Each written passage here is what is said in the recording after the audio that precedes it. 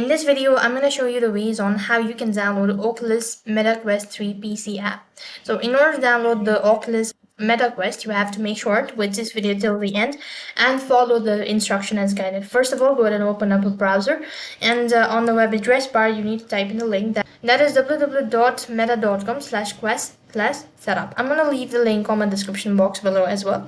And this is the official web page. And here you need to scroll down right to the bottom until you locate Oculus Rift S, and here you need to go ahead and press on download software. When you press on it, it's gonna open up the exe file in the top right, and when it is done downloaded, go ahead and open it up, and it's gonna now install it. So basically you have to go ahead and follow the prompt. So all you have to do is just go ahead and tap on the instruction that has been mentioned, and likewise you'll have successfully set up your MetaQuest account on your PC.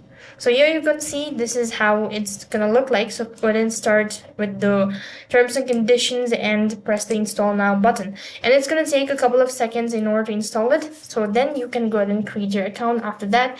So that's how you can download Oculus MetaQuest on your device. That is all for this video. I hope the video was helpful. Make sure to like, share and subscribe to our channel. Thank you for watching. See you in the next video.